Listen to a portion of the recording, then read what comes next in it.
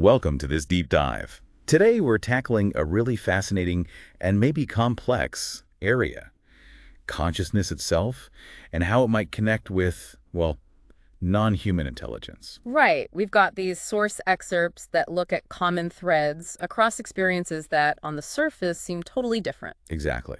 Things like deep meditation, near-death experiences, even UFO contact reports. And the goal here really is to look for patterns, commonalities. To see if we can get a richer understanding of what some call a greater reality. Precisely. We're aiming for an academic approach, digging into this at a college level of analysis.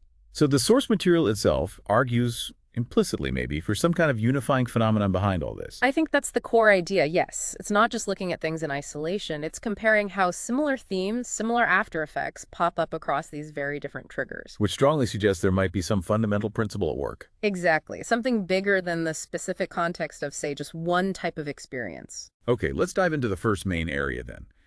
Mystical meditation as a way to initiate contact. And when we say mystical meditation, we need to be clear. This isn't just, 5 minutes of mindfulness on an app. Right. The sources are talking about deliberate practices to induce altered states of consciousness. Through really focused meditation or intense prayer, a kind of dedicated seeking. With the specific goal of communicating with some form of higher intelligence. And it's pretty remarkable how ancient and widespread this is. Yeah, the sources mention examples going way back. Ancient Vedic traditions, Buddhist practices. And in Greek and Roman history, too. Think about the oracles of Delphi. They were entering altered states to receive information. That's highlighted in Mishlov's work from 97. So this wasn't some fringe activity. It was often quite central. Definitely. And it continues, through Christian medieval practices. People in deep prayer reported divine communications. And the anthropological studies are important, too, showing this wasn't just a Western thing. It's in indigenous cultures all over the world. Yeah. It really seems to tap into something fundamental about the human spiritual drive. And the key seems to be these altered states of consciousness. That's the gateway, right? That appears to be the consistent factor. The yogic tradition gives a very detailed framework for this, like in the Yoga Sutras of Patanjali. Bryant's analysis points this out, too. Right. The goal is direct experiential knowledge. It involves understanding the mind, consciousness, and the 8 elements culminating in the samadhi experience. Yes, which Mishlove also discusses. It involves deliberately withdrawing the senses. Kind of like turning down the volume on the outside world. Exactly. Quieting that constant mental chatter to maybe perceive a deeper signal, something described as source or universal mind. That idea of silencing the external to access something internal, potentially much larger than ourselves. Mm-hmm. And the Catholic tradition has some striking examples, too. Like Meister Eckhart, St. Francis, Anthony of Padua, known for intense prayer and receiving spiritual insights. Yes, and then you have the more, let's say, overtly mystical experiences. Padre Pio's Stigmata, St. Joseph of Cupertino's Levitation and Visions.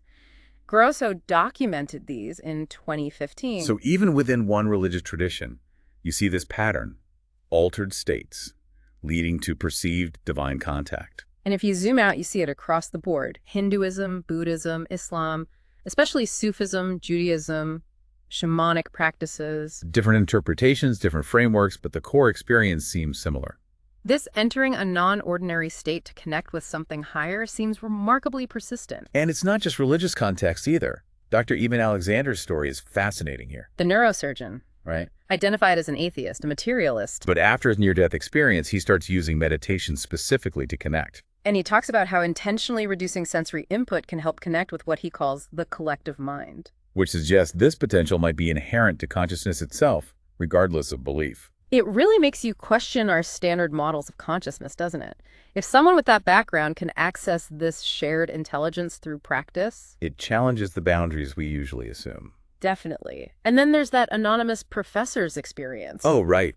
The infertility struggles, the yoga class. And hearing a voice predicting his wife's pregnancy, gender, name, everything. Which all turned out to be accurate.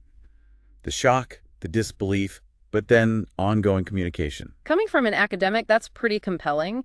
And the fact that the source book includes contributions from 3 such professors suggests it's maybe not as isolated as we might think. What's striking there is how specific the information was. Verifiable details about the future. Right. Not just a vague feeling. It's actual information transfer. which frankly is hard to fit into our current scientific understanding of how communication works or even how reality works. Okay, moving to the next point.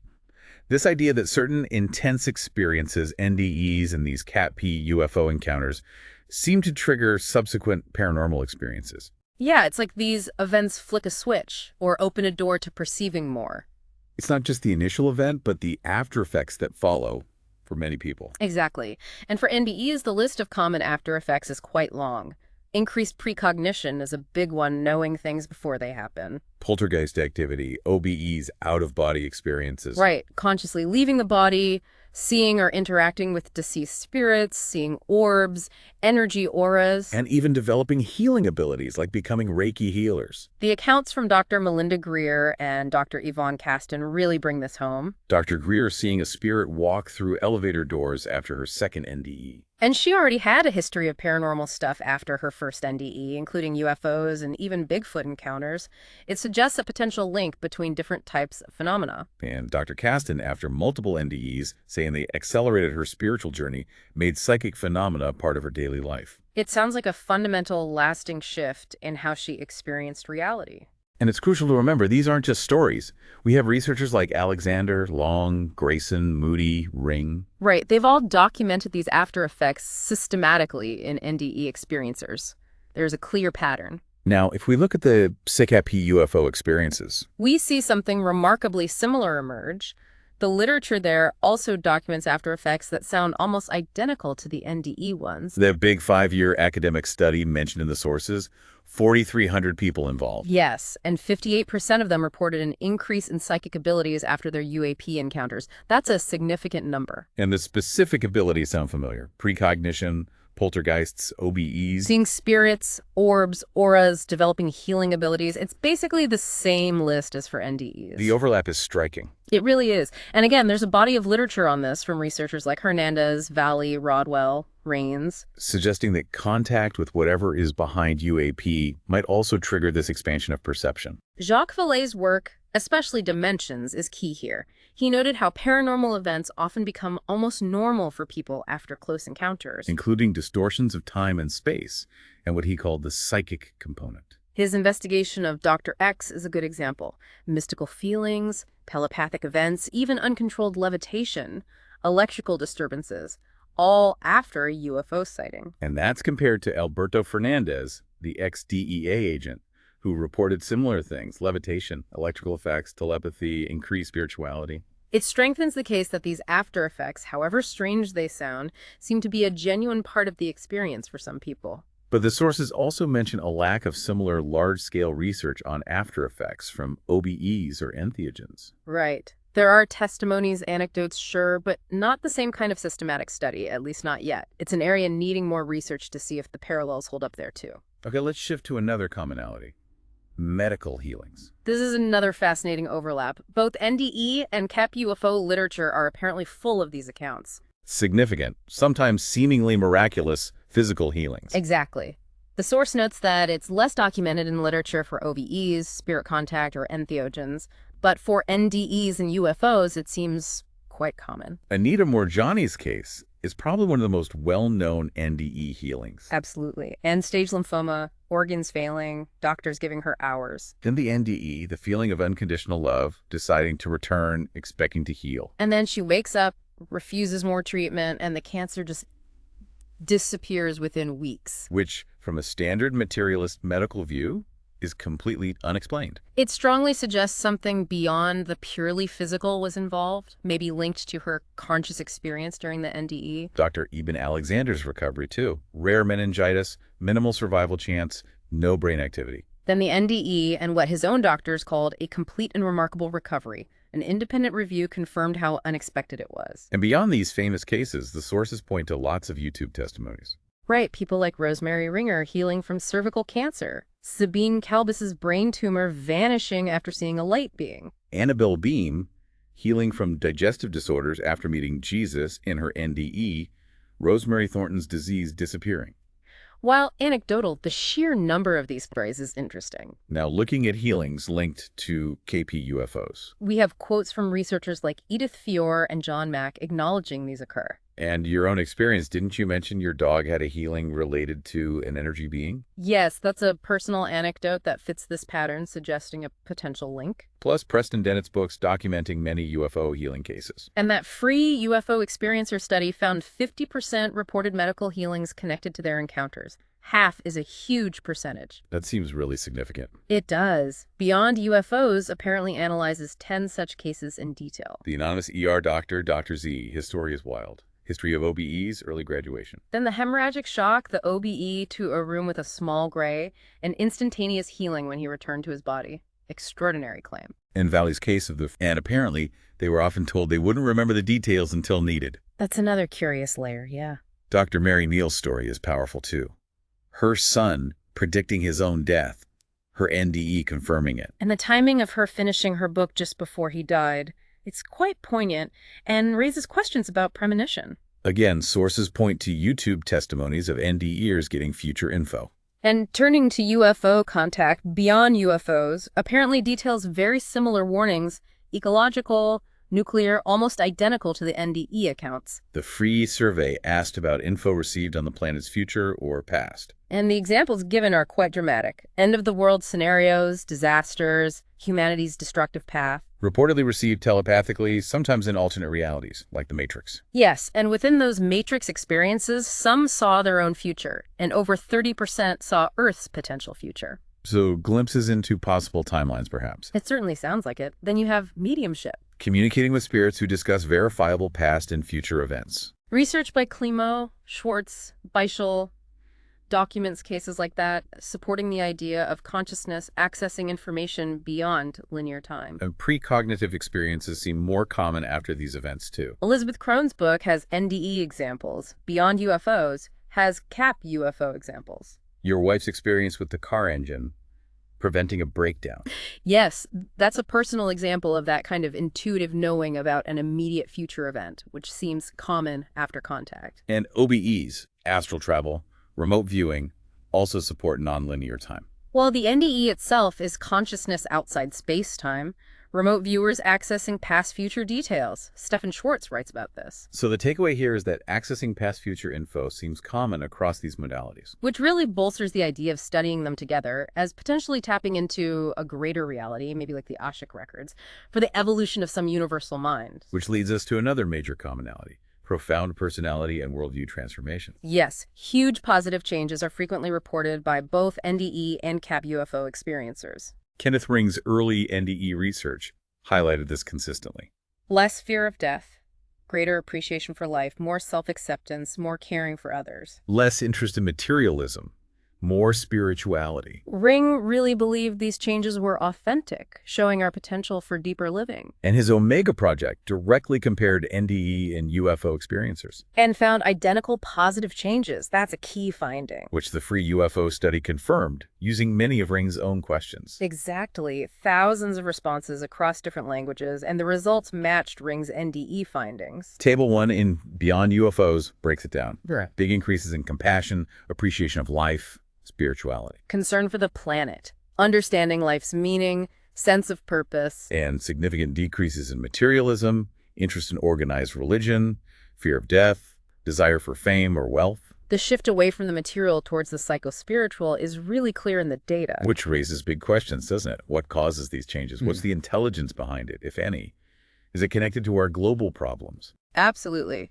Deep, unanswered questions. Okay, closely related to that is the theme of spiritual awakening and encounters with God. This seems almost universal across all the contact modalities discussed. A sense of spiritual transformation, a realization that maybe physical reality isn't the whole story. Concepts like Maya or Kaisan's spiritually transformative experiences. In NDEs, spiritual messages and transformation are central. Ring noted NDEs often catalyze spiritual growth and even psychic abilities. And many NDEs report encountering God. Dr. Jeffrey Long's God study, based on thousands of NDE reports from his website, digs into this. What did he find? That the God encountered is usually overwhelmingly loving. Over 40% report awareness of God, which is actually more common than some other NDE elements. People describe oneness with God, interconnectedness. Right. And God is often described not as a person, but as pure energy, light. And the main message relayed is often simply love. That comes through again and again. Now, for CAP UFOs. The chapter in Beyond UFOs on spiritual transformation highlights this too. Yes, Carter and Merberg's work, Updated in a Greater Reality, shows spirituality and God are important themes conveyed by the NHI in these encounters. Dr. Klimo analyzed open-ended survey responses. And found people talking about increased spirituality, understanding cosmic nature, belief in a creative God, spiritual awakenings, connection to universal consciousness. Tables 2 and 3 in that book show the percentages.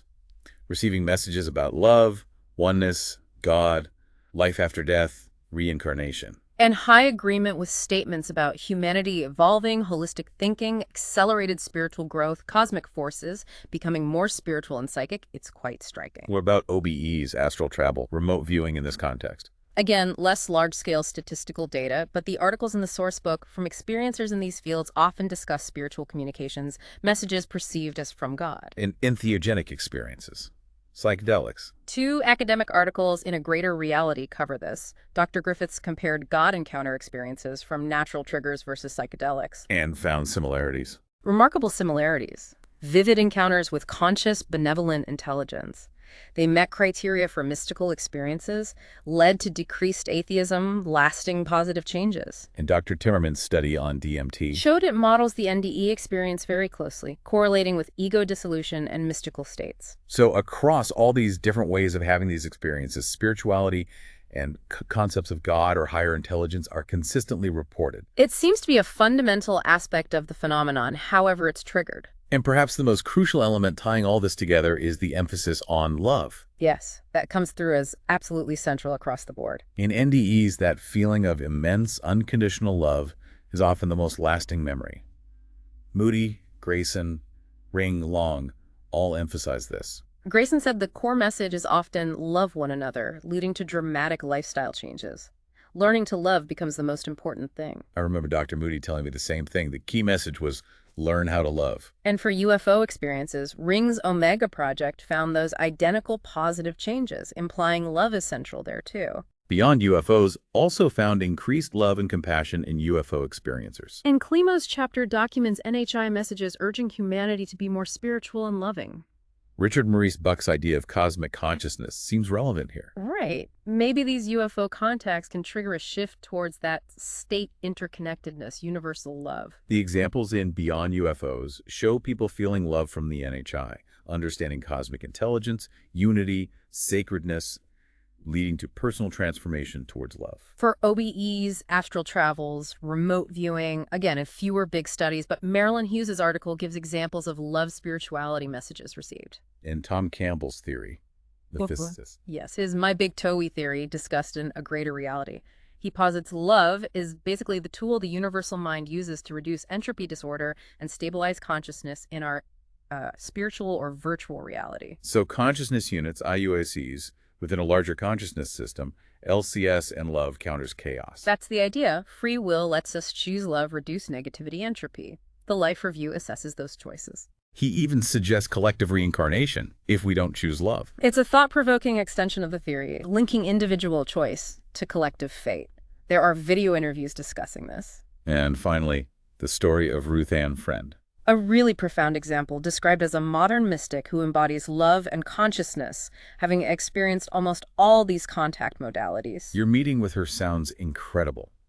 The energetic recognition, her deceased son guiding her. Visiting her home, hearing about her hundreds of astral travels, her NDE, visits from angels, NHI, seeing past lives, even physical interactions with deceased people like Joseph the slave and Katie the child. The story of Katie leading her to the graves. Confirmed later. Yes, confirmed by a surviving aunt. Then the impromptu psychic reading she gave you. Accurate details about my wife's aneurysm, my daughter's plans, my father's love for canaries. It was stunning validation. And the core message from all her experiences. Overwhelmingly about humanity needing spiritual and loving transformation to avoid self-destruction. Messages from the High Council urging love and compassion. Her final message with her son David: never give up hope.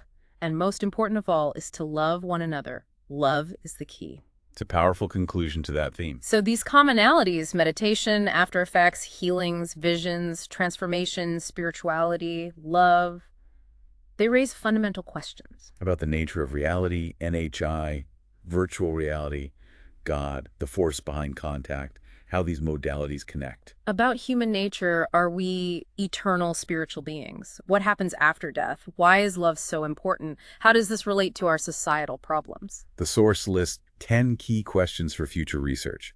Addressing them could profoundly change human values, how we organize society. Though, as the source notes, that's speculative given where things seem to be heading now. Okay, this brings us to the final topic, reincarnation. Presented as a kind of recycling of human consciousness, building on the idea that consciousness survives death and can travel via these contact modalities. So beyond the NDE glimpse, what happens long term?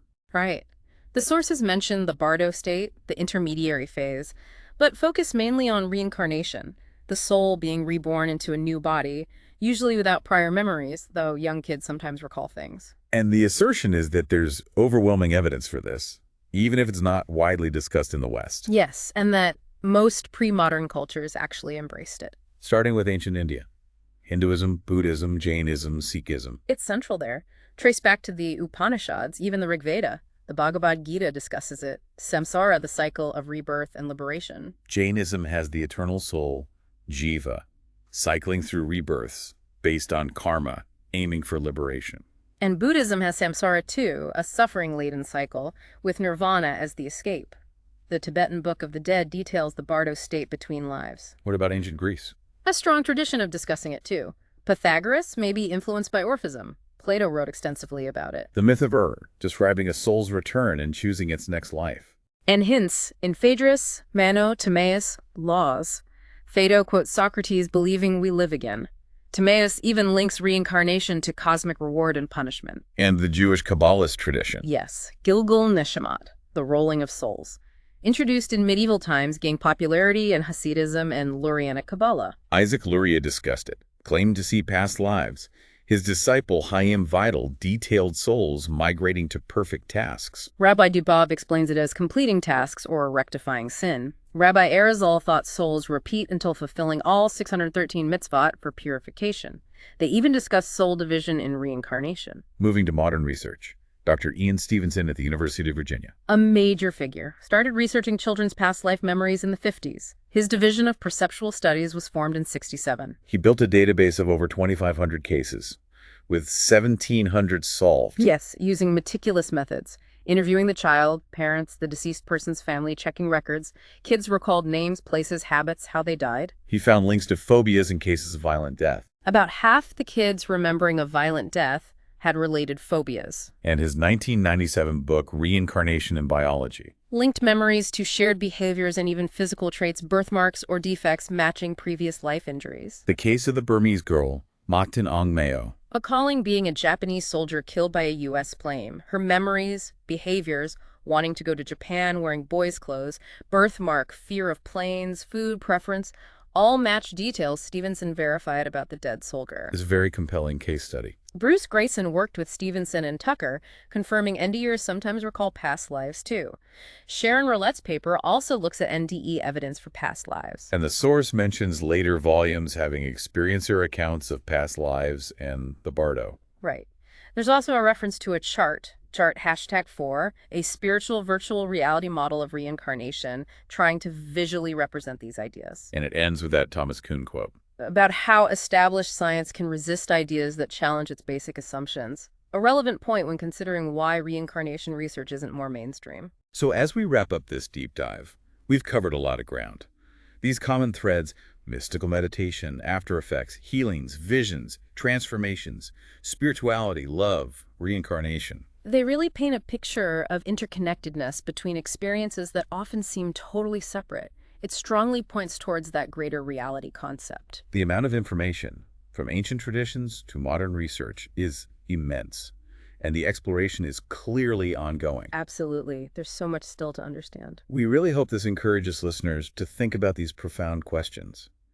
How do these commonalities change our view of consciousness, our place in the universe, our potential? It's a huge area for reflection. The implications are potentially transformative, both personally and collectively. And maybe a final thought to leave with everyone.